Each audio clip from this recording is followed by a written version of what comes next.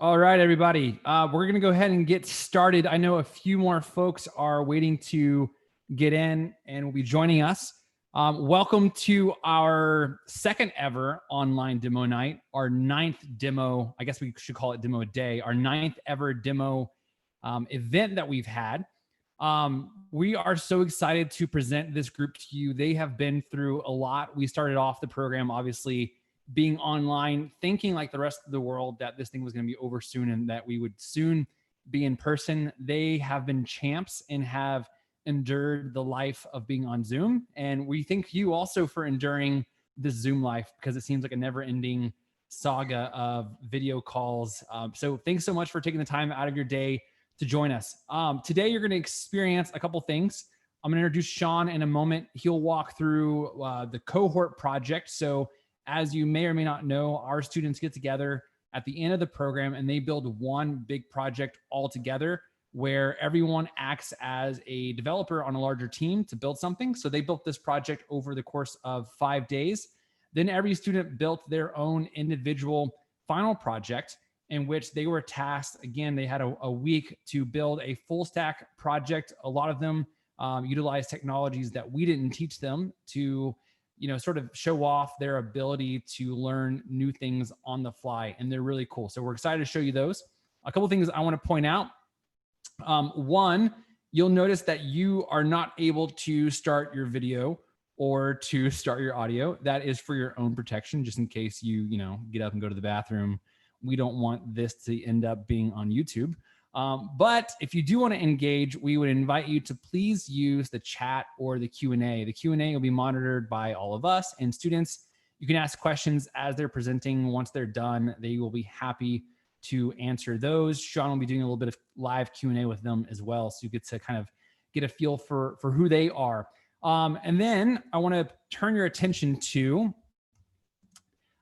these two websites. So demo-day.projectshift.io. We're going to be, well, actually already you can see all of our students' profiles, a video of their final projects, a link to their LinkedIn profiles. Please reach out to them about job opportunities. They know good and well how to reach out to you. So you might see them coming into your inbox soon enough or applying at your companies. Then the next link here is going to be for their cohort project, which you're going to see a demo of. And actually at the end of this, you might be able to utilize it a little bit because one of the pain points that you're feeling right now being in this remote world, well, they've helped to solve that with their Muse networking application. So feel free to visit either one of those URLs, either during or after the event. They are both live and ready for you to use. That being said, I hope you have a delicious LaCroix or something and you can sit back and relax, enjoy the event. Without further ado, I'll introduce Sean Doherty, who's our other founder and instructor here at Project Shift. Hey, Aaron, thanks. Hey, everybody. So I'm going to be walking you through the rest of the program pretty much until the end. And so we're going to start off our program with the cohort project. So as Aaron mentioned, we give them the challenge of having them work on a real world team all together, all at the same time, working on a piece of software for a short period of time. And as most of us know who are software developers, this is not really the ideal scenario where everyone is all working on the same project at the same time. And we usually give them a challenge. And most cohorts we do, some kind of like, here's an application, build a clone of an existing application. For this cohort, we did something a little bit different. So as our lives are all different now, we figured we'd give them a little bit of a different final project. And so what we did was we tasked them. I was their client. And so on Monday morning, I gave them the challenge of what if you built an app that allowed for the same type of networking that goes on in an in-person event, but online. And so the application should allow you to be at an event and sort of get into conversations spontaneously from conversations that you hear around and jump back and forth between conversations and see what's interesting and talk with people through the application. So that's what they built. And this application, we gave them a little bit of a curveball. We've all gotten a curveball with COVID and everything changing our lives. And so we threw them a curveball. And we made them not only work with no wireframes, they had no wireframes to do, so the design is 100% theirs. And not only did we not just let them use the technologies we taught them, but we threw them a curveball and made them learn a new technology called sockets, WebSockets, and utilized a library called Socket.io, which they had never touched before Monday morning, in their application to build it out. So with all that being said, you're going to hear from 4 people. Matt, who was the product owner and sort of helped oversee and guide the project. Anne, who was our designer. Pierre, who was our front-end lead. And Spalding, who was our back-end lead. And as Aaron mentioned, we'll give you a chance at the end to try out their project, and so you can see it in action and have some conversations with the students themselves. And so I'm excited to play. We're going to play a little video of them talking about those 4 leads, talking about the project and letting them sort of demo what it looks like. So without further ado, I will pull up their final cohort project. All in Jira.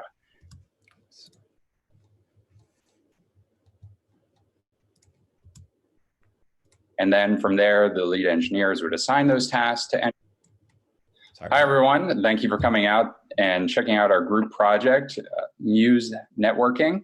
Before we get into that project, I wanted to take a step back and talk about how we organized the project and how we spent our time making sure that we were able to produce a product by the end of the sprint. And so we would try to replicate how we would actually work in a real world environment. In order to do that, we first started by creating a Jira project and organized all of our work and user stories, tasks, all in Jira. And then from there, the lead engineers would assign those tasks to anyone and then move them around to in progress, completed, stuck, based on where it was at any given point. And from there, we would try to communicate daily, not just try, but actually succeed and communicate daily. And not just daily, but 2 to 3 times. Usually we would have a daily, 2 to 3 times we would have a stand-up. And from there, we would talk about what's happening, any feedback that we need from someone else, any work that we're stuck on because we're waiting on the back end work, or the back end's waiting on the front end and such, so that we could break through those and continue on the project. So without further ado, I will introduce you to Anne, who is our lead designer, and she will take you through the project itself. Hi, my name is Anne, and I was the designer for Muse. Welcome to Muse. Muse is a virtual networking application that allows the user to attend virtual events and engage in conversation with other developers. The point of Muse is to get you into the community and get you engaging with developers in the community so that you can become inspired and take away inspiration, and almost like it's a muse, hence the name. Next, I'm going to click into one of these events and pass it off to Spalding, who's going to show you the login page. Hi, I'm Spalding, and I was the backend lead for this project. So now we're going to be joining an event. So right here, we're at the Join Project Shift Meetup page. I can put in my name, my role, and join. And here you can see that there's a general conversation already, but it's got 0 users. So if I join that, I'm now the only user. I can send a message, but no one's gonna be able to see it. So maybe we'll try to join an event with more people in it. So I can go back to the events page, and here I can see in the programmers event C page, there are 3 people in that conversation. So that looks like it'll be a little bit more fun. So we'll try clicking on that. I can log in again. And here we can see the page for that event with 3 users in the general conversation. And now I'll be passing it off to Pierre, who's the front-end lead. Hey everyone, my name is Pierre, and I was the front-end lead for Muse. And I wanted to show you joining a conversation where there are people already in that conversation. So it looks like there's already 3 people here in general. So I'm going to join that one and say hi. Hopefully somebody sees my message. Oh, look, Anne's typing. She's responding back to me. And the other people in the room are also responding back. How cool is that? I'm going to respond. I can also join multiple conversations. So I'm going to join junior developers and maybe somebody will join me there. Oh, nice. It seems like as soon as somebody notices that I'm joining, they might join too. So I'm going to create a new conversation just in case I wanted to try something out different. So let's make it called Tips on Redux. Start that conversation. I'm going to try to join it. You'll see that it actually won't let me initially because I've already joined these two conversations. So I'm going to close junior developers and join Tips on Redux. And maybe somebody will join me there. Great. You can see that this is getting really popular. It's rising to the top because there's 3 users. Oh, look, there's a new conversation. I wonder who started that. Let me close Tips on Redux and join Vanilla JavaScript. Oh, it must have been Anne, she's typing. So as you can see, we can have multiple conversations going at the same time. And just like a real virtual networking event, you can see which conversations are popular and join those as soon as you see them. That's the functionality of the chat app. And now I want to pass it back to Matt, where we can start some of our retrospective about what we learned during the cohort project. All right, everyone. Thank you for taking a look at our project. So like I said in the introduction, we tried to replicate what it would be like to work in a real world environment. And we organized our project in this 1-week sprint. And in order to do that in an effective manner, the first thing that we did was set up our mock design wireframes, which Anne took the lead on. So I'll let Anne talk a little bit about that. Tell us about that, Anne. Yeah, I created the mock-ups and the wireframes for the project, and it was really cool to see the front-end developers take that and start building out functionality that matched the vibe of the app, the visual direction. That was really neat. Back to you, Matt. Yeah, and so based on those front-end designs, Pierre, do you want to talk about how those wireframes were used in the front end?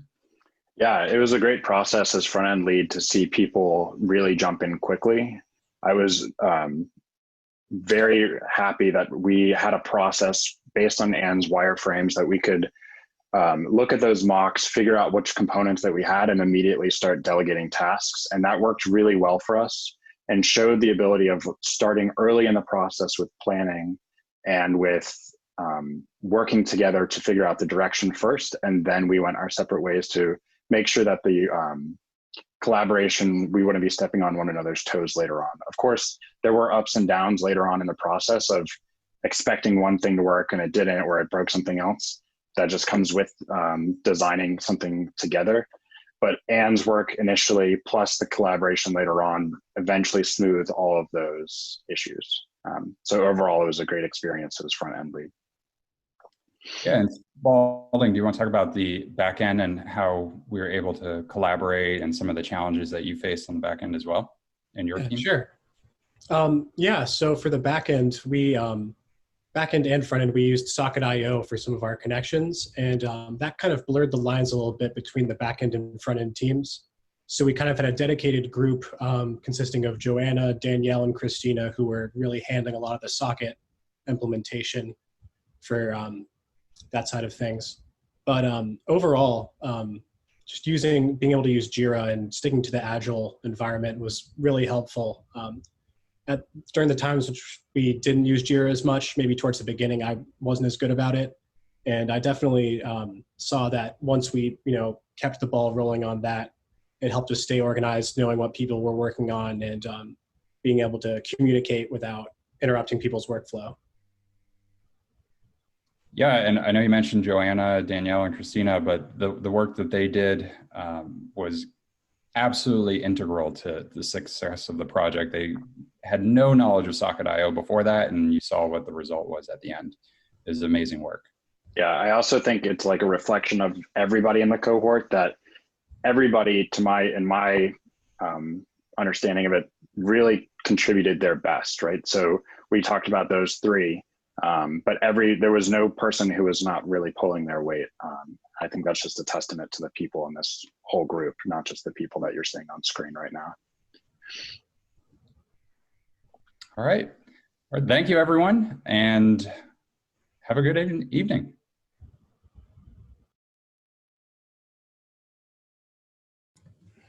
Cool. So yeah, I'm still astounded by how much they got done in such a short period of time. And so I'm really excited for you all to get to try out their application at the end of this thing. But now we get to move on to the individual projects. And as Aaron mentioned, this is where we sort of, take a little bit of a chance, and we basically let them try to build something all on their own in the final week of the class. And they get a chance to sort of like see what it's like to work kind of all on their own, no net, and they have to finish something in such a short period of time. And all these ideas and stuff are designed by them and created by them and implemented by them. And so it's really exciting to see these projects come to fruition. And so we're going to talk through each person one at a time. And the format of this is going to be I'll sort of introduce the person. I'll show them a video of them talking about their project and walking through it. And then we'll bring them up live, and I get to ask them a question, put them on the spot. How fun is this? And so, if all the introverts were excited about the last section where you get to chat instead of networking in person, this part would be a little bit scary for you. So up first, without further ado, is Danielle. And Danielle has been such a bright spot for our class with her energy and enthusiasm. And, if we were able to have a real physical classroom, I could imagine her being there early with a cup of coffee and a smile to welcome the cohort. But, her happiness, I don't think, is just a facade. I think she brought consistent passion and desire to improve to everything she did in the class, from the evals to her cohort project work to this last final project week, where honestly my top priority was getting her to take care of herself because I could tell she was working so hard. I don't question her ability to join and flourish on a team where she can use her passion and considerable intelligence to make things great happen for whatever company she joins. So I'll let Danielle introduce her project to you all, and her project Solar Hub.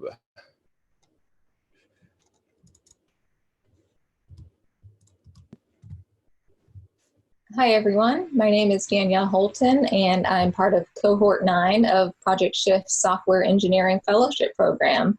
I want to thank everyone for taking time out of their day to be here today. It really means a lot to all of us.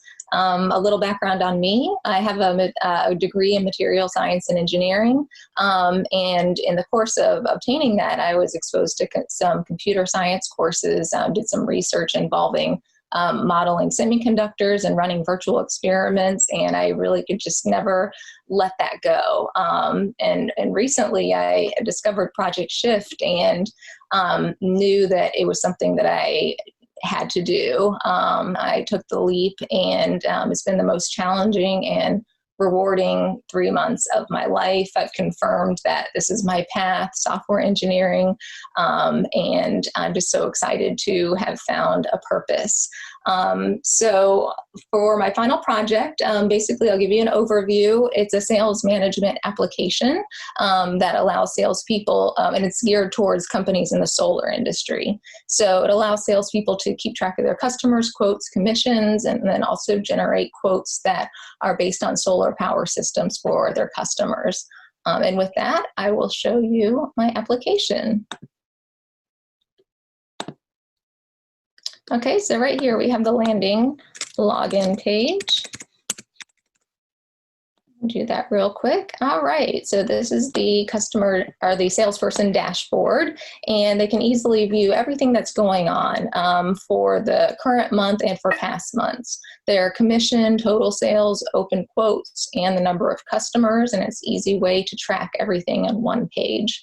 Our navigation bar shows a way to get back to our dashboard. This will be our customer list, and this is going to be a way to add a new customer. First, I'll show you the customer list. So these are Jane Smith, the salesperson's current customers. She has 3 open quotes, 2 closed quotes, and then a way to view the quotes, and I'll show you that after creating a new customer. as well. So let's go ahead and do that.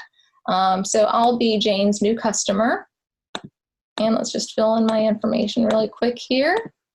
And as you can see, the customer list has been updated with my information. Our quote is to be determined. So let's go ahead and do that.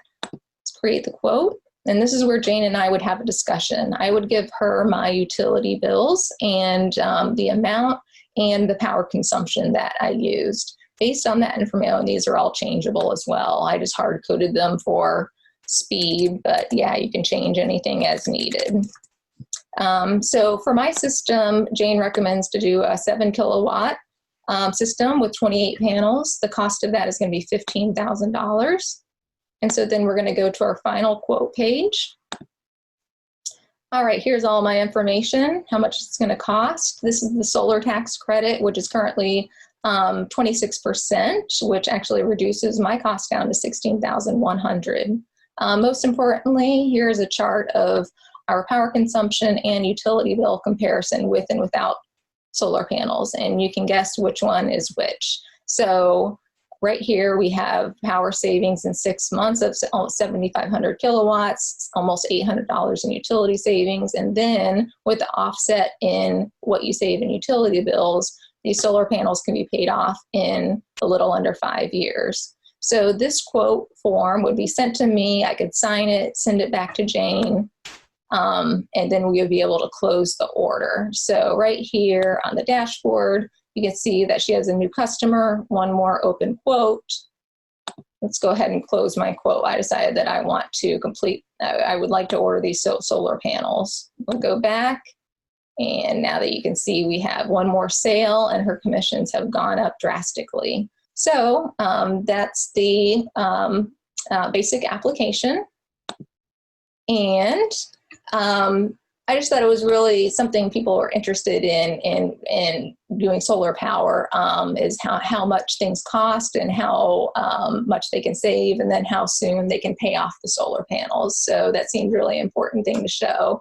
And real quickly, I just wanted to thank everyone at Project Shift, and the alumni, our mentors, and my fellow cohort members. Thank you guys so much. And anyone watching this, contact me on LinkedIn. I'd love to make a connection. Thank you.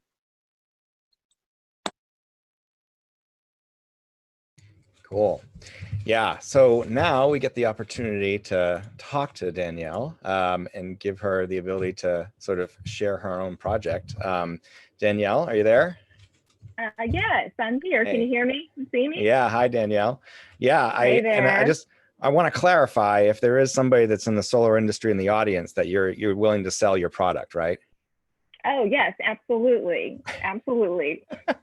The prices actually, I did research the solar panel prices for North Carolina, and those are accurate.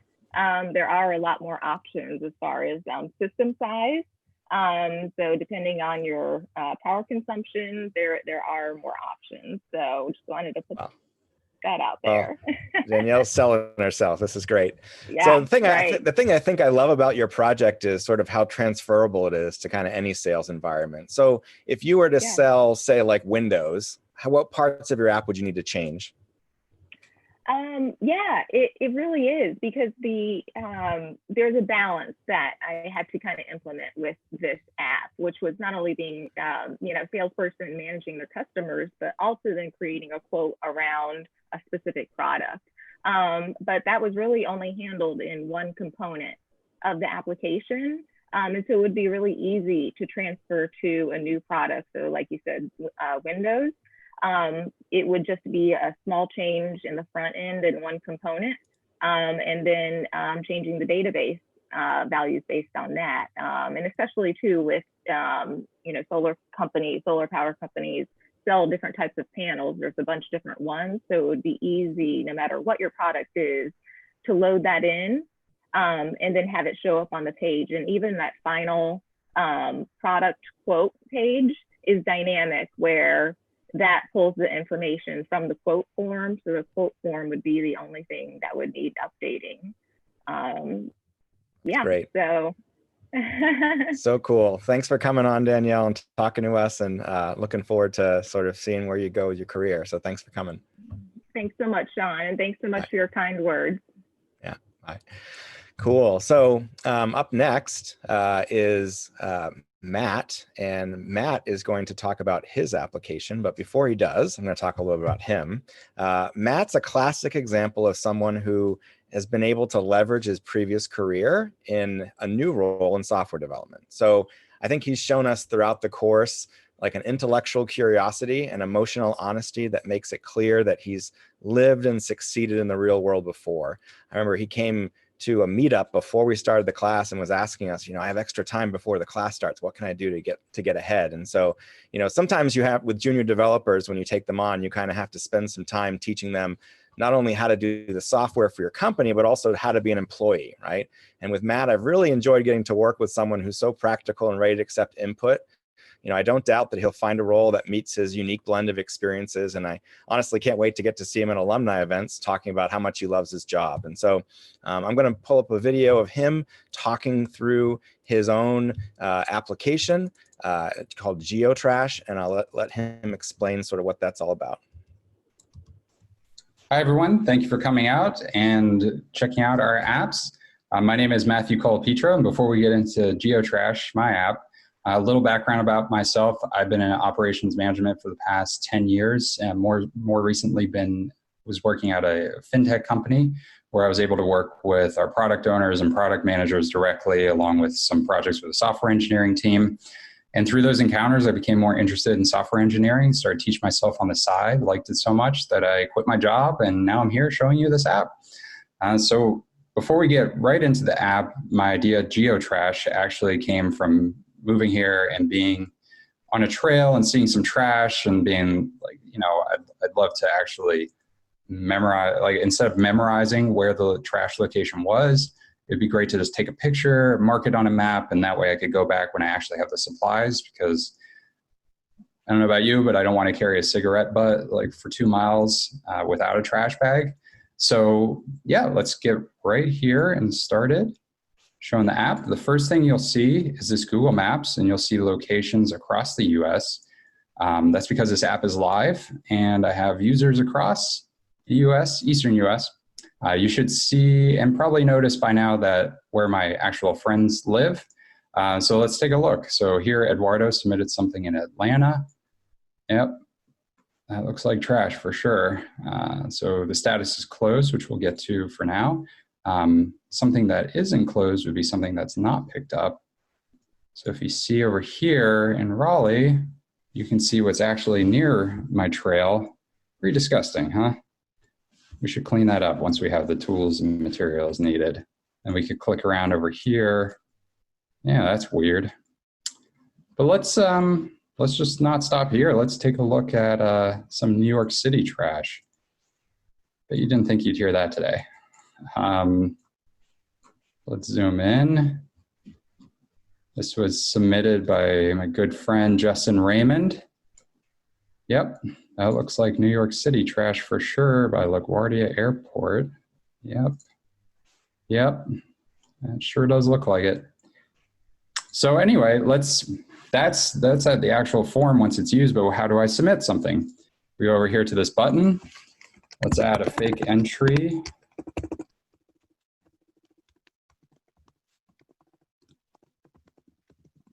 I have an image here saved, just for demonstration purposes, of course. And then the last part about the app, the latitude and longitude. So the map needs to know where to actually submit something. So let's just randomly pick a spot here. Okay, oop, too far. Let's pick upstate New York. And you can see that the latitude and longitude change based on your click. You can see based on wherever you click, that form data is passed to that form. The map data is passed to that form. So let's submit. And there it is. And now you know what my carpet looks like. So that's all good. That's the user side and the citizen side. But what about like the city officials that would use this app to actually go out and clean it up? Well, we have this management side, and this is something you would see at work. Here's a giant table with all the pins. But let's search. Let's say we only want to see what Justin Raymond did. And look at that. Just the pins for the him. Let's say Matt. Okay. Yeah, some Raleigh and the example ones I submitted. Cool. And then you could also search by trash quantity and hazard level. So yeah, that's how that works. And then lastly, let's say that someone actually went out, picked up the trash, they report back to the city manager, yes, I cleaned this up. Okay, well, let's say I clean that one up, I hit toggle, and now it's green. And green is clean. So that's it. Thank you for coming out and spend some time to check out my app. Feel free to contact me on LinkedIn. I'm looking for a company that has strong mentorship and has room for me to grow and where I can help and build and succeed and enjoy.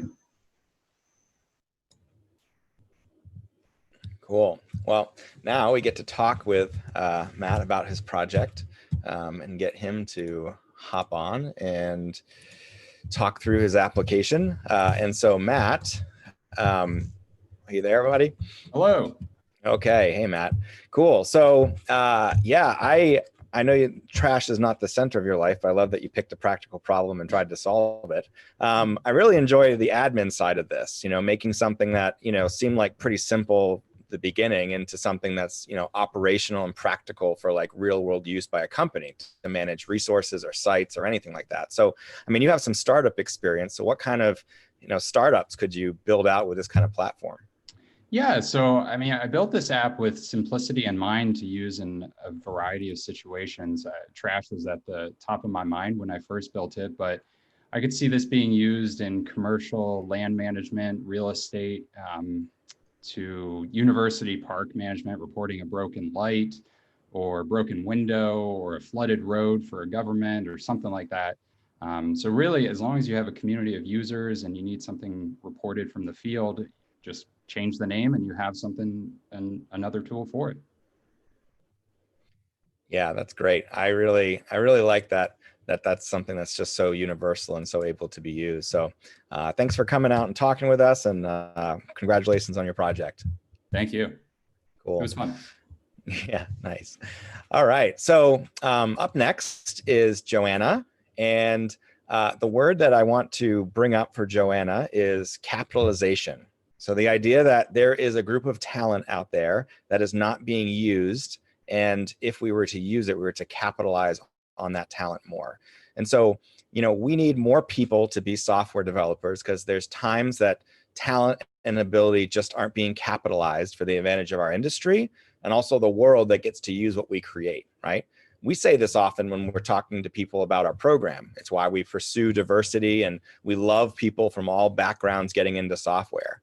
I think Joanna is the personification of this. So in addition to being a deeply intelligent woman who not only built an amazing final project, but also had one of the highest averages on evals in the history of our program and was a driving force on the most challenging part of the cohort project, I just can't imagine thinking that there was a chance that she would use none of this blend of creativity and natural programming talent had she stayed in her previous career or not decided to join our program. I am so proud to welcome Joanna to the software development community, which, with all of its flaws, I think will be much better off with her being counted in our ranks. So I'm going to let her talk about her final project, which might help someone in the audience enjoy the ability to fulfill a lifelong dream of theirs. So I'm going to let her talk through her project, Right Track. Hi, everyone. Thanks for coming to Demo Day. My name is Joanna. I'm a fellow with Project Shift, and I'm really excited to show you my project. First, I'll tell you a little bit about myself. I have a background in customer service and leadership at Whole Foods Market. I was with them for 13 years before I decided to look for a career that could give me more expression for my creativity and also allow me to do more problem solving. So that's what led me to programming, which of course is how I ended up in Project Shift. And that leads me to my actual project today. Let me just share my screen for you. I came up with this idea because one of my hobbies is writing, and one of my bucket list items is to write a book someday. So I know that it is very easy to start projects and much more difficult to actually complete them. So I created this app as a way to help writers keep on track and actually get to the finish line on their goals. So to start with, you want to choose a book from the drop-down menu. You can add as many book projects as you like, and they each track individually, so you can keep track of your projects as you go. Over here, we have an overview. You're going to set a goal on your project, and you can track your current progress. You'll set a target date, and based on your average words, see when you're projected to finish. These are your average daily words and your current daily target if you want to actually meet your goal.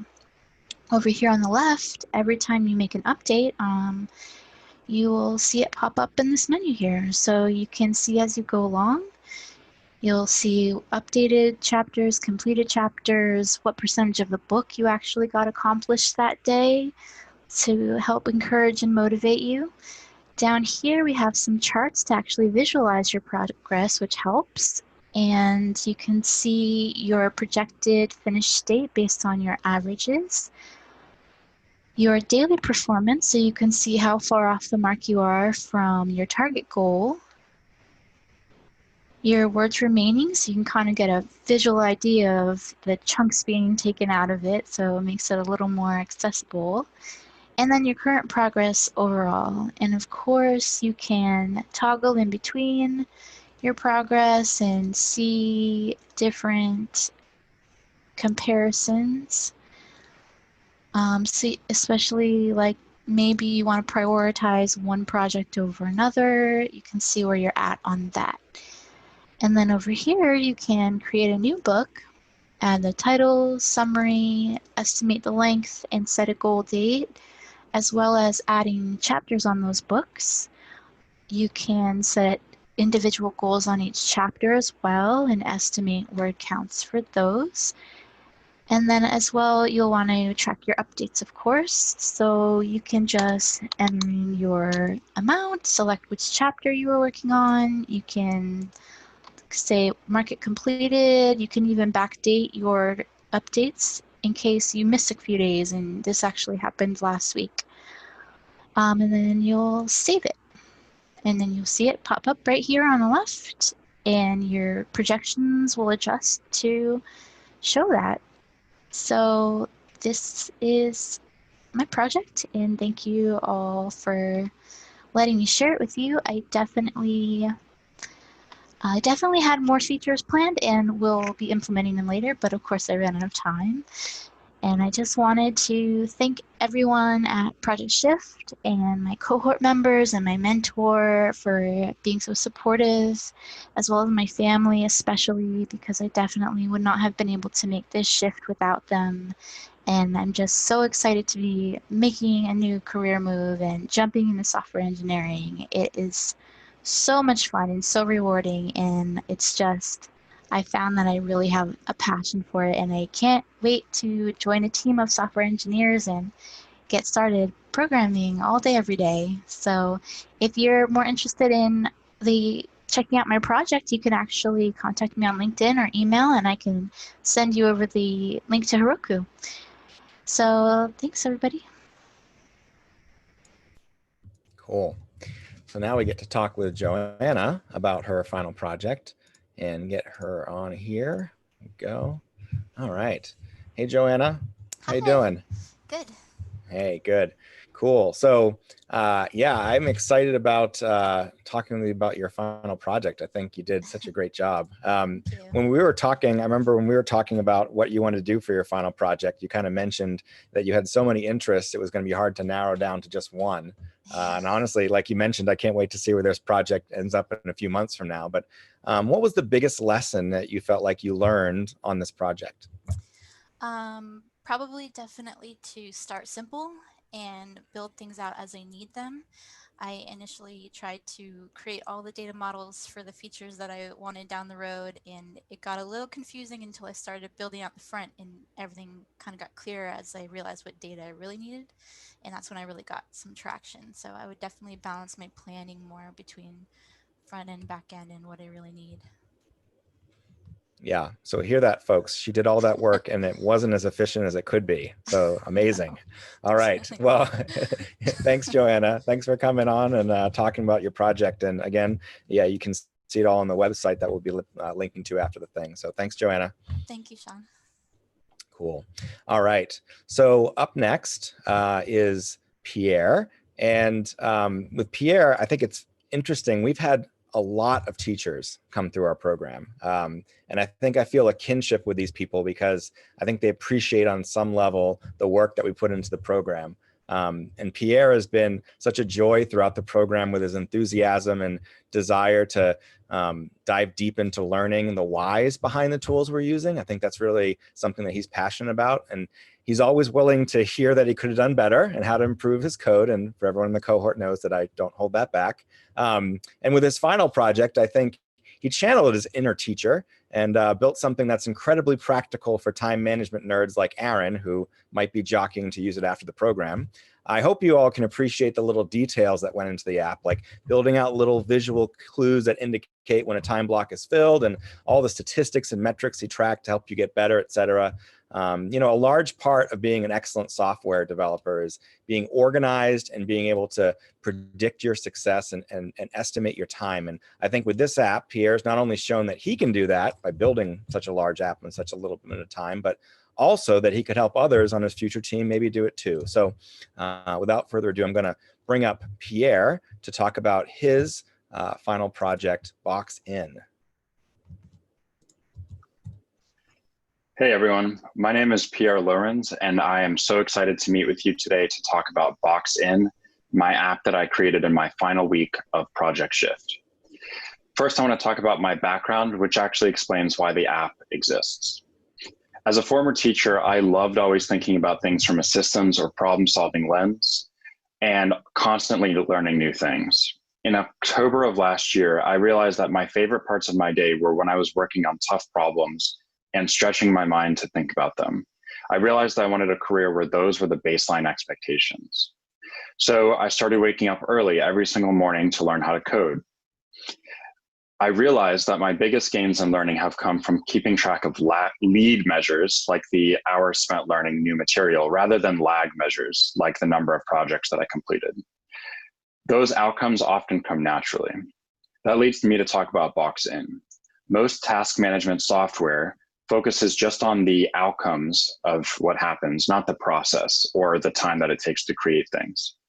And tools like calendars and time trackers don't lend themselves to the flexibility of a task manager. I wanted something that blended those two things. Back when I was learning how to code, I had to make my own solution on paper because I couldn't find any app that met my needs. The second problem that my app solves is that now, more than ever, many people are finding that they're working longer hours despite working from home during coronavirus. It's really hard to put boundaries on our time, and Box-In tries to solve that problem. Let me show you first how those problems are solved in the app itself. All right, so you can see that we're logged into Box-In right now.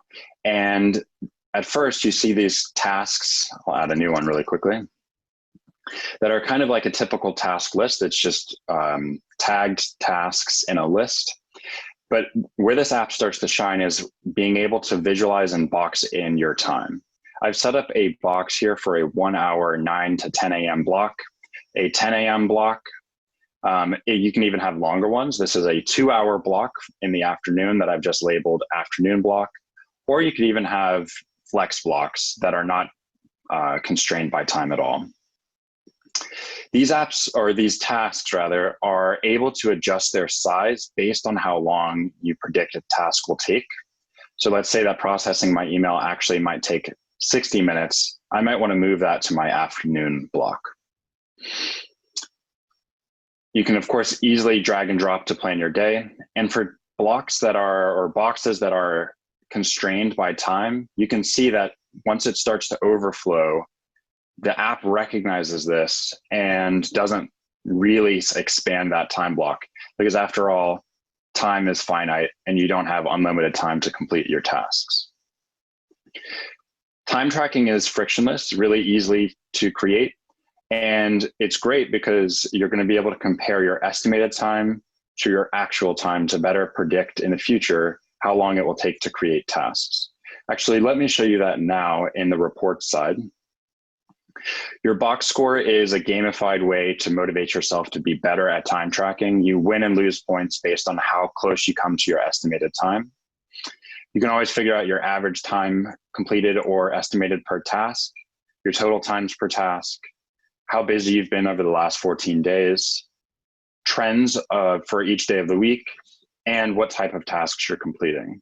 Hopefully, these make it easier for people to better protect and plan their time in the future. Lastly, I just want to show you quickly how this app was designed to be mobile first. So all of the features, dragging and dropping, reports, work on a mobile screen just as easily. Hopefully, this gives you a quick preview of the app. If you want to find out more, you can look at the Heroku link on the Demo Day website. And before I close, I want to talk just quickly about how I think that this app really does solve some of those problems. The problems that I described were blending focus on process with outcomes and addressing the issue of creating boundaries on our time during coronavirus. My hope is that the clean, pleasing design of Box-In, an easy way to motivate yourself with gamifying, a visual representation of how long tasks take to create, all of these things solve those problems. Thank you so much for coming out today. If you're interested in talking to me, I would really appreciate if you reached out on LinkedIn or through other contact methods that are on the Demo Day website. I'm always looking to expand my network of developers or talk to anyone about front-end or full-stack roles. Thank you so much.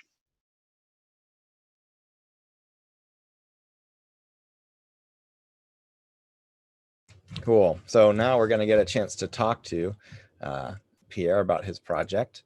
So Pierre, you there? Hey, Sean. Hey, Pierre, how's it going? Cool. Going well. Really awesome project. I think everyone in the audience who sort of has organization problems is like, wow, that would be useful. I know that since you and I have been talking throughout this whole week, I know you have a tremendous backlog for this project that you didn't get to. What would you add to this app if you had another week to work on it? Right. Yeah, you're right. I'm definitely ambitious in my original planning process. Whenever I think of something, I try to imagine it 2 years down the line. So although I'm glad I got done the stuff I needed to for my MVP and it felt good when I finished, there were some things that I definitely wanted to add. The biggest one would probably be calendar integration of some kind. So getting Google Calendar working, because tools like this, I feel like, are only useful insofar as they tie into other tools that people are already using. Or linking it to a time tracking tool like Toggle that a lot of companies already use, so that it would be more integrated. That would be my big change. Yeah, that's super cool. And yeah, I think, just there's so much about this project that would be helpful for so many people. So I'm excited that you finally got to build it. Drag and drop especially is super cool. So thanks for your time. Yeah, I appreciate coming on. Thank you. All right, bye. Bye. Cool. So up next is Christina, and she is going to come and talk about her project. But I'm going to talk and embarrass her a little bit first. Christina has been such a great addition to this cohort. I mean, someone who works hard and just loves to learn. I think she'd often come to office hours just to ask about what she could have done better or to learn about different ways to do things. And I think she has just such a high capacity for her new career. And, based on the growth that I've seen these last few months, I can't believe how far she's come. And I think she's going to work so well on a team building out apps that help people. I think, her final project, she did something that kind of might feel like a superpower to a lot of you listening. She saw something during the course that was missing in the world, and then she built it. She said, this doesn't exist and it should, so I'm going to do it. And I'm not sure she thought about it that way, but I can only imagine telling Christina from week 1 that she'd build something this significant at the end of the course, and I'd love to hear her reaction. I'm proud to show you Christina's project about the representation in films that we all watch, and let her explain sort of what went into building this app. So I'll let her talk about her project. Hi, my name is Christina Kerpiel. I'm a software engineering fellow at Project Shift. Very excited to be demoing my final project today. But before I do, a little bit about me and my background. I worked as a clinical mental health therapist for the past 5 years. Decided to make a bit of a career shift here, wanting something a little bit more creative, but something that still utilizes problem solving and understanding people. So to move into my project, I'm going to start sharing my screen. So my project is called the Representation in Film Database. So this is an app that users can go to rate movies based on race representation. So I came up with this idea earlier in the program while researching APIs, and came to find that there weren't a whole lot out there in terms of race and representation, and decided that I could use my new skills to change that. So here we see we have 30 movies currently in the database. Users can add movies. They add them based on ratings. If there are at least 2 characters of color, it gets a 1. If these characters talk to each other, it gets a 2. And if these characters talk about something other than a white person, it gets a 3. Also, if it fails all of those, it gets a 0. So here we see at the bottom the most recently rated movies based on their rating here at the bottom. Let's click one to see. All right, so we see The Lord of the Rings with a rating of 0. We can add a rating. We can also view past ratings. So let's say we disagree with that rating and we want to add in a 1. So for the sake of time, I'm going to be a little bit brief here in what I put in. I would ask most users to be as specific as possible because we want to understand why they gave it that rating. But here we see now the rating has changed. It is populated based on the most common rating given. We go back to the main page, we see that it has also changed there. So let's say we want to add a movie. Let's add The Last Jedi. Add IMDb number. We add year. We link to image. We give our rating. And we add in our user information, which is helpful for the back-end user admin components.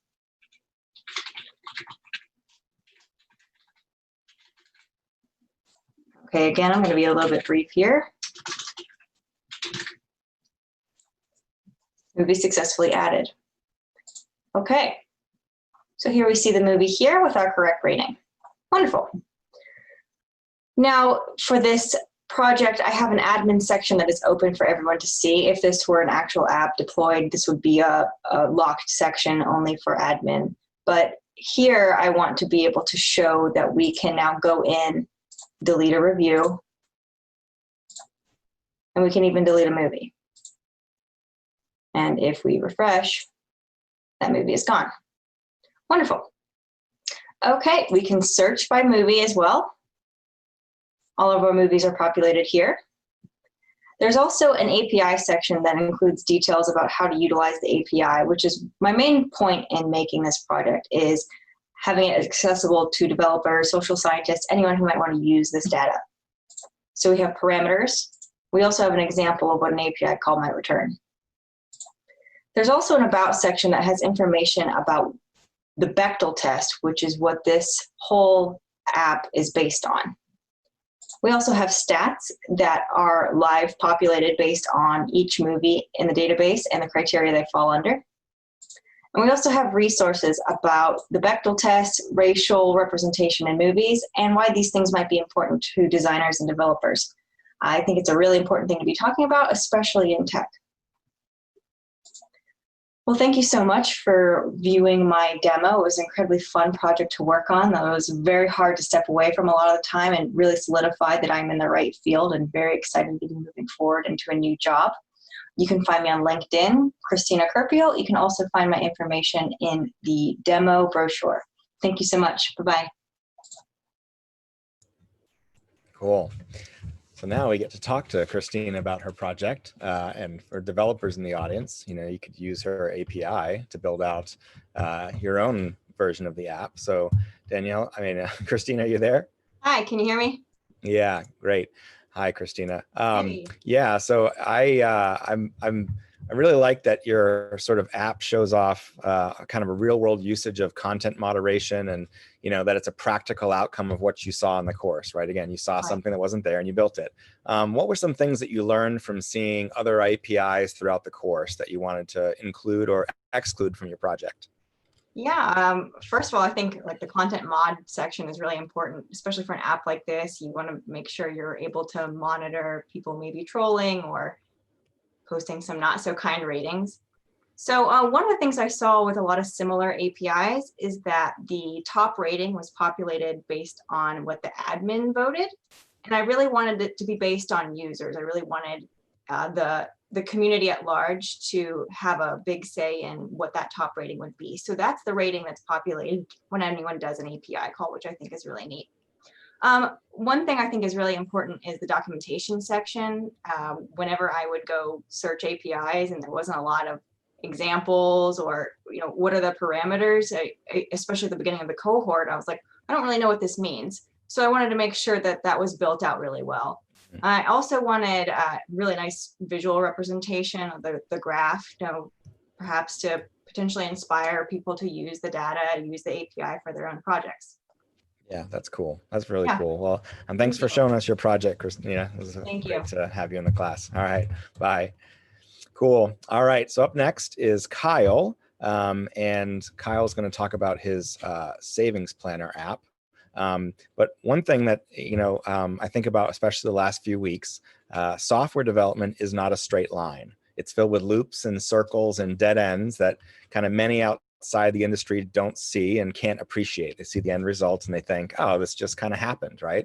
I think after these last 2 project weeks, Kyle appreciates this about software development. I know he's worked so hard learning and relearning the content from our course in order to pull off an app that just was originally just an idea that he had to build. I'm proud of the determination he's shown in finishing strong with the work in this course. And I mean, it can feel so hard. This course is really difficult. But at the end, he just pushed past what feels like what's possible. And I know he's had a lot of different experiences in and out of tech before the course, but I'm sure if he keeps the same level of effort and pursuit toward his goal that he's shown the last couple of weeks, that he'll make it in this new career and find a home with a team that can help him grow and build new things. And so I'm excited to have Kyle come up now and be able to talk through his final project about Savings Planner.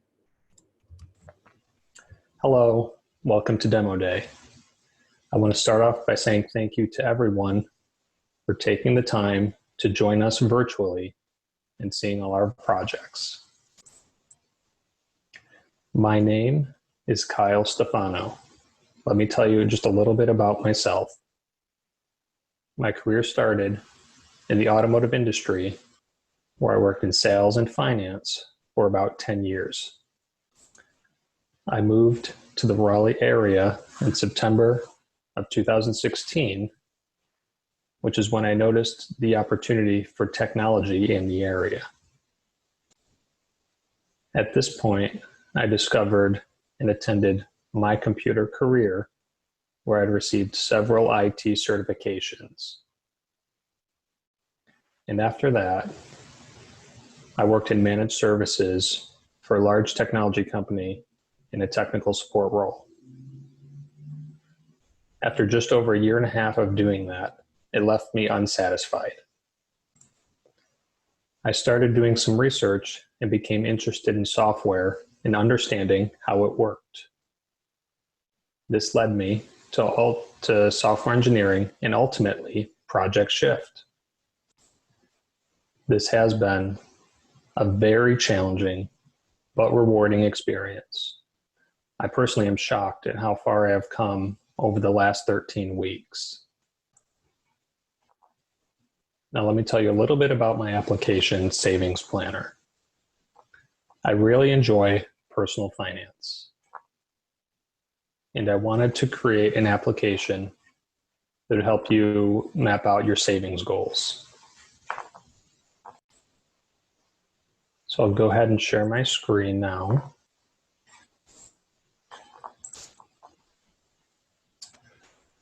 When you first load the application, this is the page you will see. This is where you would input your monthly income, your various monthly expenses, and your savings goal down here at the bottom, which I pre-filled out to save a little time. When you click submit, it will bring you to the next page, which has a graph to show your timeline to hit your savings goal, along with all your expenses that you input listed right here. It also breaks down your goal at the bottom. So with your income, expenses, and your savings goal of this amount, it'll take you about 25 months to get there. Another feature of the application gives you the option to modify your expenses a little bit to see how it will affect your timeline. So just for example, if you want to save money on eating out, maybe you decide you'll work out at home to save some money. You'll possibly sell that car to get rid of that car payment. And when you click update, it'll update the information down here to show you how your timeline will change along with the graph. So as you can see, the graph changed, and down here it changed your monthly expenses, and your savings goal went from 25 months to just over 16. Thank you for watching my demo. If you'd like to connect, please feel free to reach out on LinkedIn. I am really excited for my opportunities ahead. I am interested in a role where I will keep learning and pushing myself to grow as an individual and a professional. Thank you again for joining us, and have a great day. Cool. Well, now we're going to get to talk with Kyle in person, and he's going to get to tell us a little bit more about his application. Kyle, you there?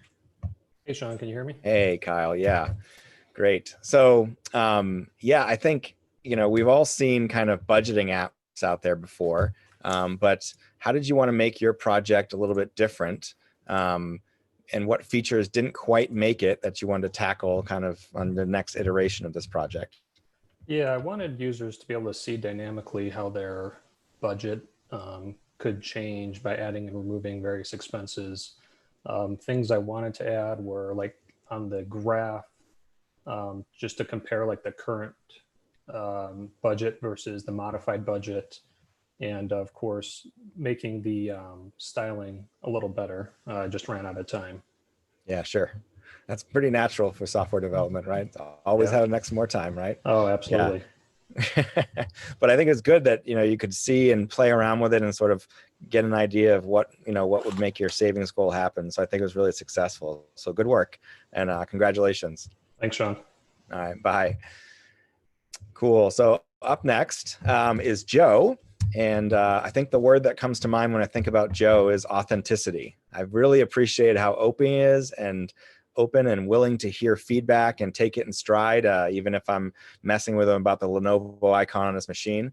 I can see Joe finding a team that he loves and then working there for years and years, because I can kind of tell from his interactions that he's a loyal, honest person who will work hard and do his best to make the best product he can. And he's had so many opportunities to quit or kind of gloss over times where he didn't quite understand things, but that's just not who Joe is.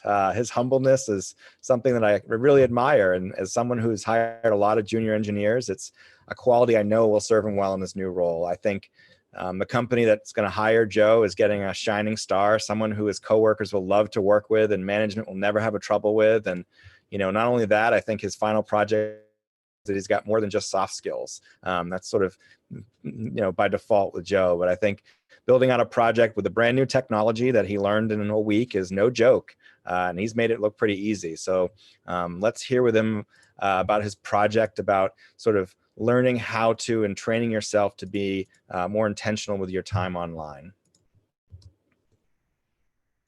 Hey there, my name is Joe Kral. I just want to say welcome and thank you to coming out to this Project Shift virtual demo day.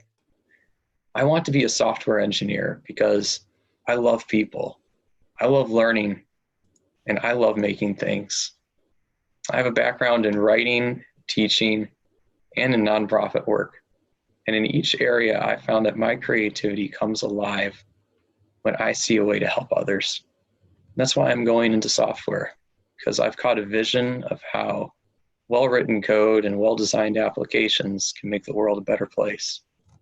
In particular, I'm passionate about software that helps make the internet a friendlier place for humans, like productivity apps that let us analyze and visualize our browsing patterns and let us make behavior modifications accordingly.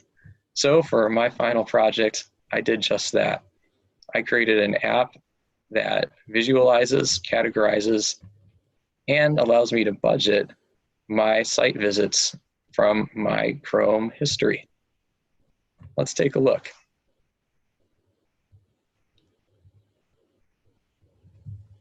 My app is called ClickBudget. And you can see on our front page dashboard both a pie chart and an active budget table. On the pie chart, we can see all of our visits mapped out and categorized. We have 724 total visits, but each category also represents its own subset of visits. Under active budgets, we can see which categories have budgets and whether we're over and under our visit budget. Right now, we don't have anything, so let's change that. Under My Budgets, we see that each category is highlighted in yellow. That's because nothing's been budgeted. Let's change that by setting a budget of 100 visits for jobs and 500 visits for tech. We navigate back to the front page dashboard, and we can see that we now have 2 active budgets. Looks like we're well under for tech, but we're a little over for jobs. We can go back and change the jobs category to have a budget of 500 visits. There we go, back on track. If we want to recategorize our websites, we can click on View My Sites, where all websites from the Chrome history can be seen, along with their categories, their visit counts, and their last visits. We can change categories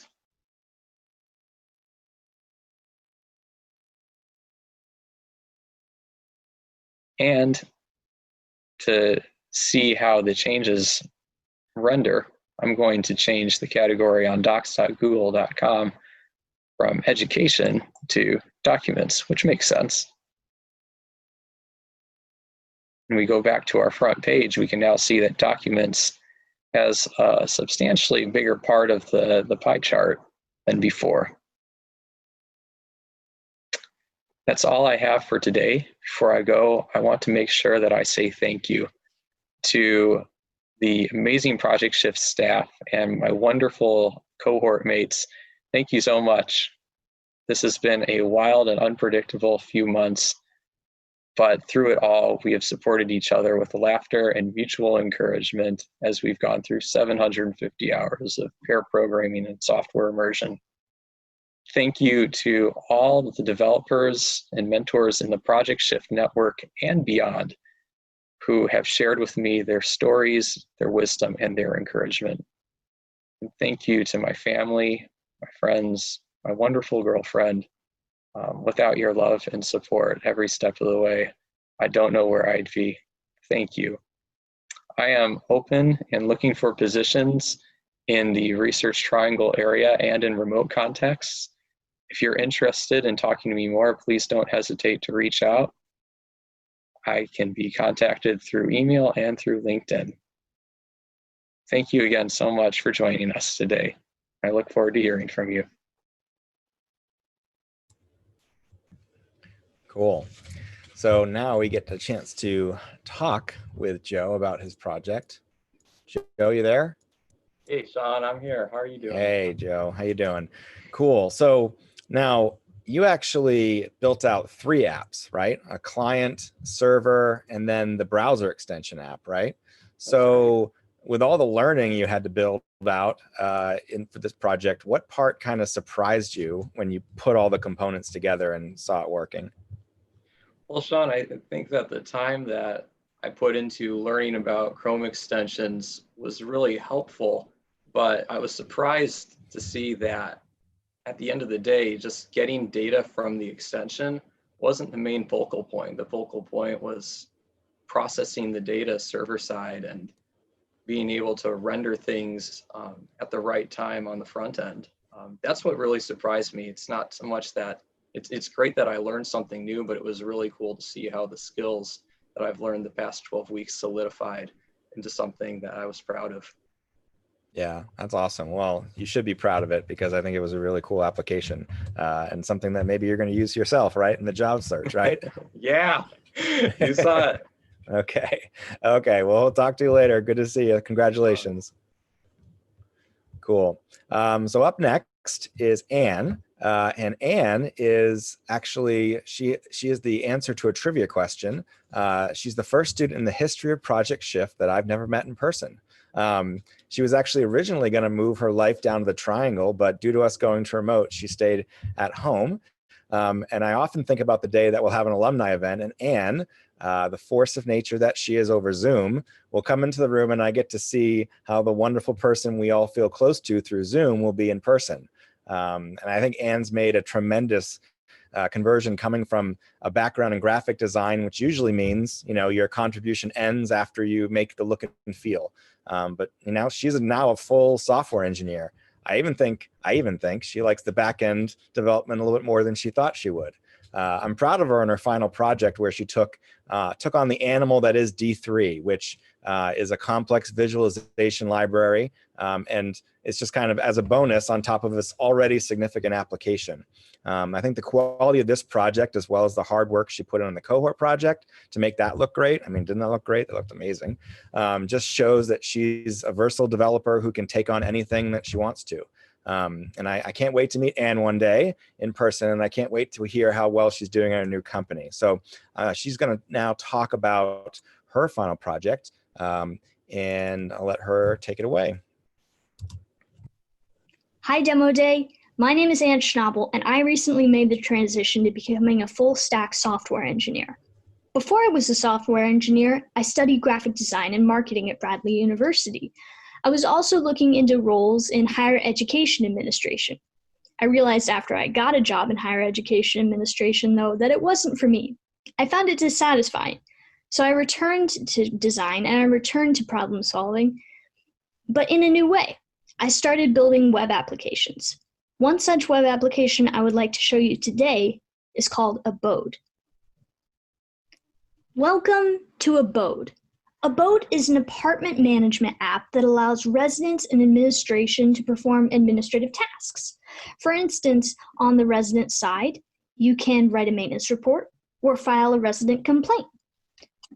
This is what the maintenance request form looks like. You can put in your apartment, add a room that has an issue with it, and write a short description. Let's say the windows leak when it rains. And we can submit it. Maintenance report submitted. We can also file a resident complaint.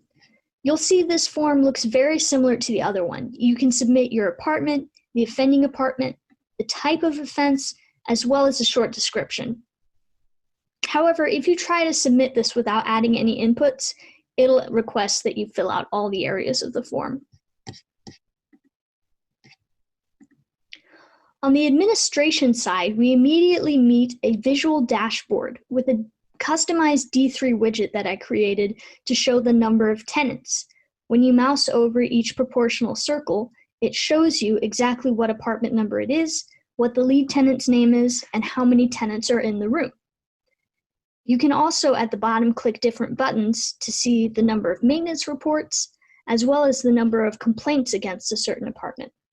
Over here, we can see that offending apartment 206 has 4 complaints against it. This kind of data is hard to find trends in tabular form, but in visual data, we can see completely that this is an abnormally large amount of complaints. Over here, we also show the data in tables. Over in the maintenance request table, you can control the completion status by clicking this button. In complaints, you can see the complaints that have been filed, organized by date. And in the tenants, you can see exactly how many tenants we have, as well as move out tenants and move in tenants. Let's add George Weasley. And 2 tenants. And we can see that that gets submitted. Overall, this sprint went very smoothly. However, I still ran into some challenges. For instance, D3 was a new technology for me, so it proved to be quite the barrier for a little while. However, after looking into it and looking into resources for it for a few days, I was able to finally crack it. In the future, I would like to build more D3 customized charts for this application to better improve the user experience of the manager. As this is my final project with Project Shift, I have to reflect on the last 12 weeks and think about how much I've grown and how much I've learned, but also think about how much I will continue learning after this point. And I'm very excited to work on even greater projects with my future team wherever I land. Thank you so much for viewing my product. If you would like to view it in more detail, please visit the Demo Day website. And if you would like to reach out to me, please do so on LinkedIn. I love getting Zoom coffee with new people. Thank you very much. Cool. So now we get to talk with Anne about her project. Anne, you there? Yes, I am. Howdy, Sean. Hey, Anne, how you doing? I really like the look and feel of your application. I mean, no surprise, everything you make looks good, but especially the mobile-friendly version of that first page you showed, which you'll have to look at the deployed version if you want to see that.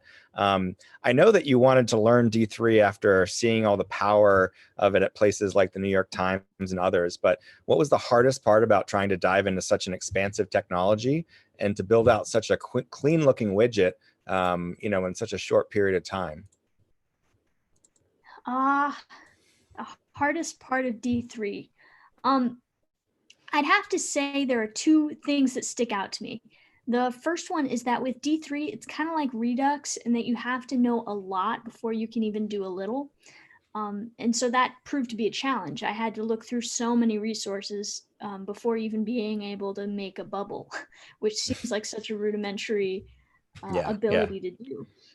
The other really difficult thing was the sheer vastness of how many resources were available and how many were like a little helpful, but most of it was not useful to my context.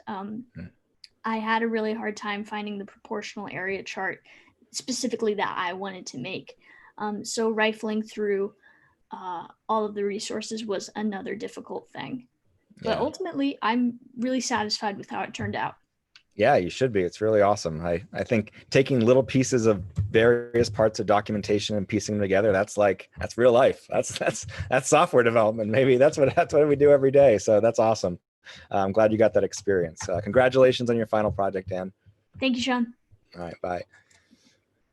Cool. So last but not least is Spalding. And Spalding is someone who came to us with a little bit more experience and was kind of looking for someone to take his skills to the next level.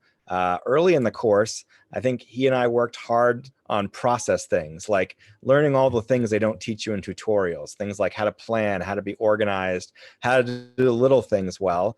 He's always had a natural talent and a great attitude. But his willingness to work on his process has kind of, I think, where it led him to where he is today. It's funny, final project ideas, the ones that you're seeing come to fruition today, can kind of be all over the map, right? We've seen trash, we've seen all kinds of stuff. And sometimes it's hard to find the right idea, and we struggle in lots of office hours and talking through different ideas. And with Spalding, it took a while. When we drilled down to his interests, he told me he enjoyed singing. I just said, hey, let me see if there's an API that you can interact with audio. And so I shot him a link to the web audio API that lets you listen to audio from a microphone through the browser. And from there, I could just tell like a switch flipped, and he was just like, I'm good now. His passion was engaged, and I saw him pull off an incredibly complex and intricate application like ahead of schedule. So I kind of got a glimpse into what he'd be like someday at a company where he could use all of his skills and practical knowledge to build great things. Now his project is something that I can honestly say I could never have built myself, and hope there's someone in the audience with the music chops to appreciate kind of what he's built here, and we get to see him sing as a bonus. So I will let Spalding now take it away and talk through his final project. Hi, everyone. First of all, I'd like to say thanks so much for taking the time to attend our demo day for Cohort 9. I know everyone put a lot of effort into these projects, and it's great to be able to share work with the public. So a little about me. My name is Spalding Vance, and I'm originally from Chapel Hill. I graduated from a small liberal arts school in Gambier, Ohio, called Kenyon College in 2019, with a major in history and a minor in music. And I first started coding during my sophomore year of college in an introductory computer science course where we learned C++.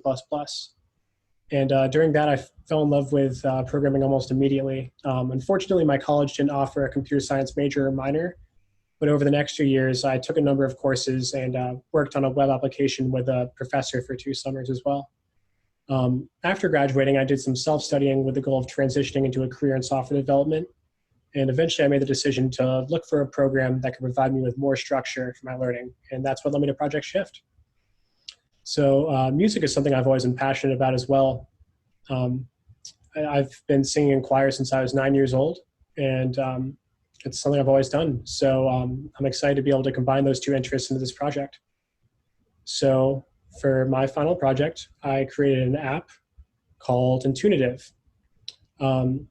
So I built Intunitive with the Web Audio API. And what the app does is it provides users with an intuitive training program for improving their musical ear and sight reading skills. So here we are on the Intunitive goals page. We can see our pitch accuracy and note accuracy. We can also see those over time. And then down here, we can see our interval accuracy for each interval. Now, right now, we're level 1.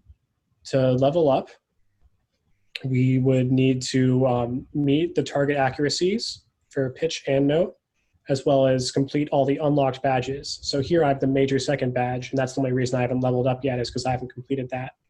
I have completed the minor second badge, and then these are the badges I have yet to complete, but are also locked. So if I want to look at the major second badge, I can click here, and it'll generate an exercise using, where all the intervals will be a major second. Now, if I go back and click train level, this will generate an exercise for this level. So because we're at level 1, all intervals are less than a major second. At level 2, they're all less than a major third. At level 3, they're all less than a perfect fourth, and it keeps on going up. So to start, we can play a starting note.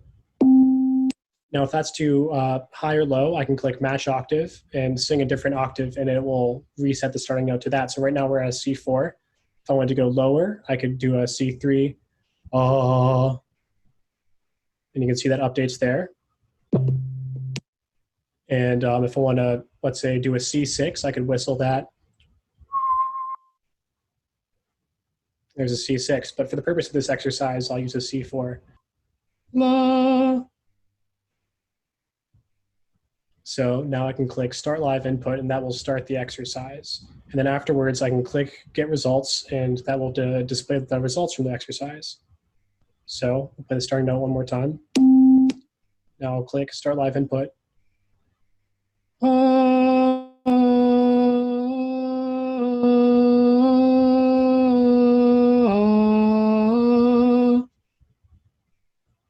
So now I can see here I have a note accuracy of 100, which means I sing the right note each time, but my pitch accuracy is only 85.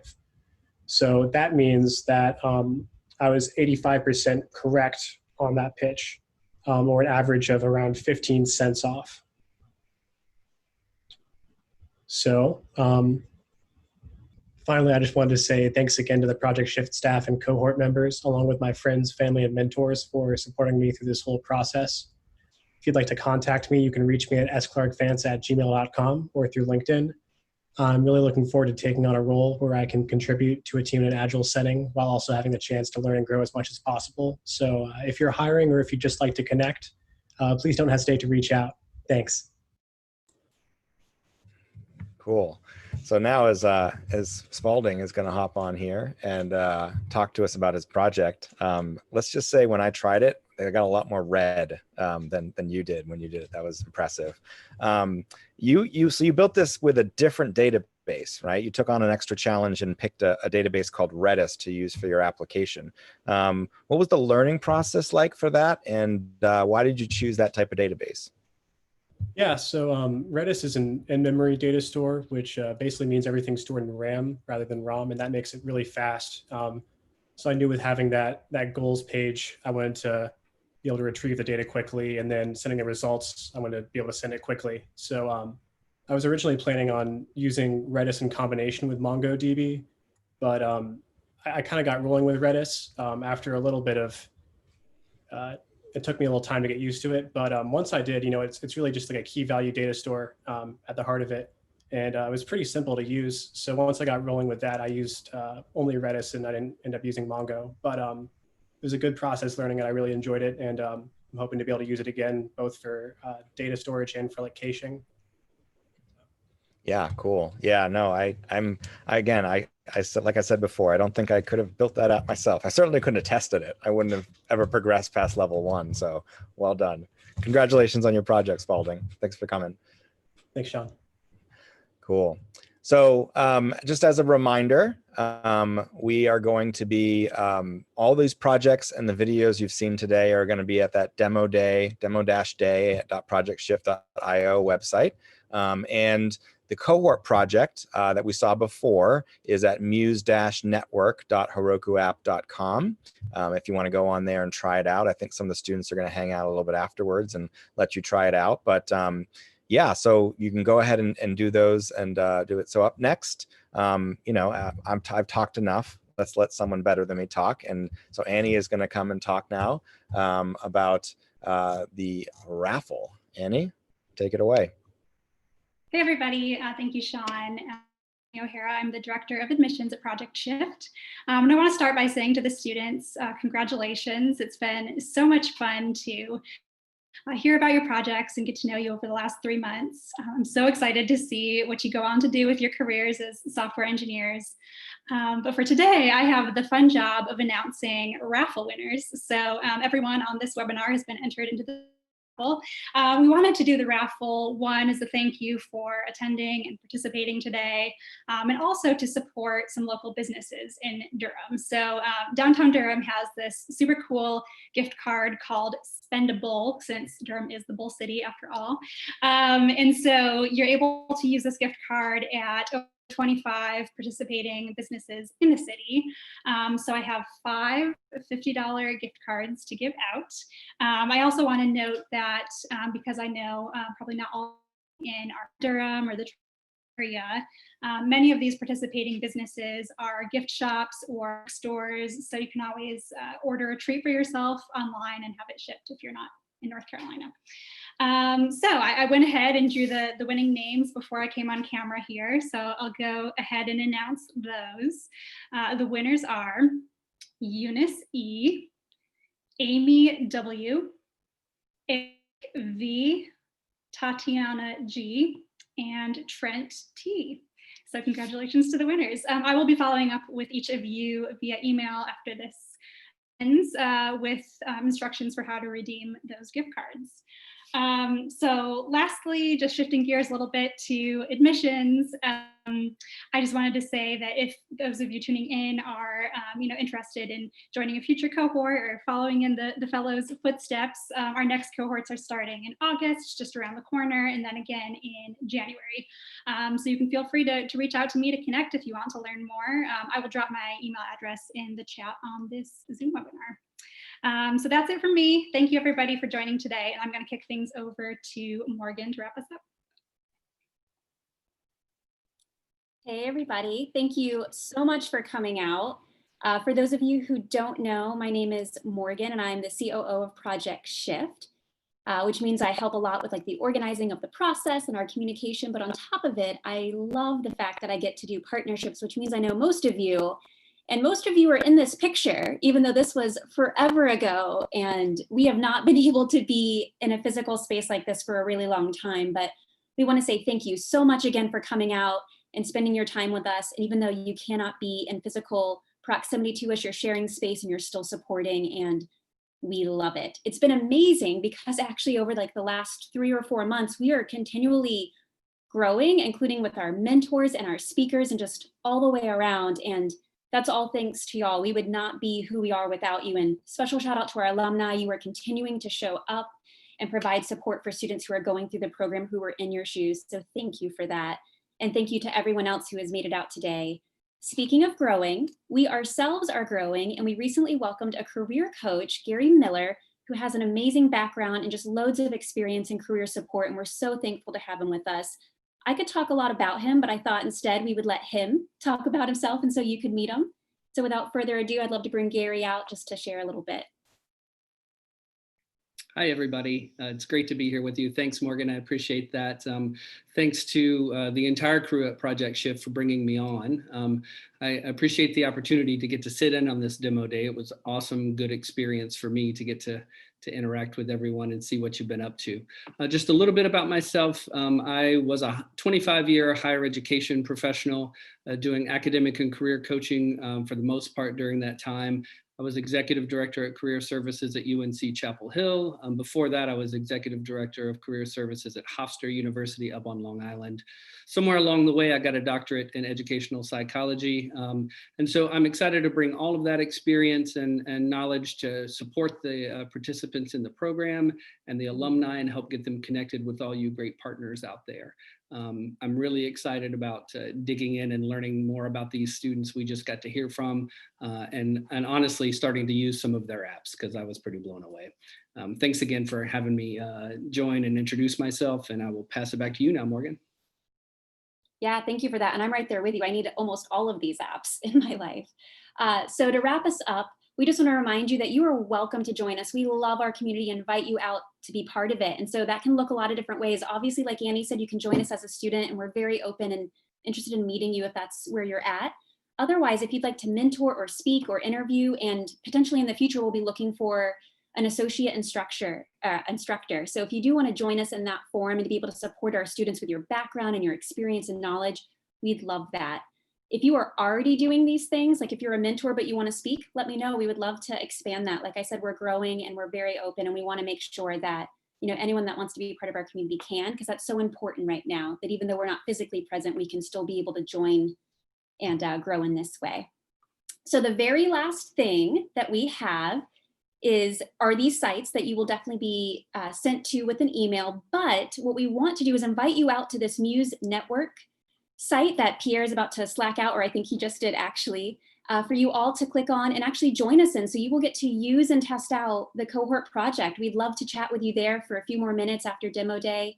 And again, you will get you'll get an email with all of the links that we shared today so that you can contact the students, learn more about their apps, learn more about us, and us to be able to learn more about you. So we really look forward to speaking with you. We hope you have a really great rest of the day and a great rest of the week, and are just so thankful you joined us here today. So hope to see you in just a little bit at Muse. Thanks so much. Bye.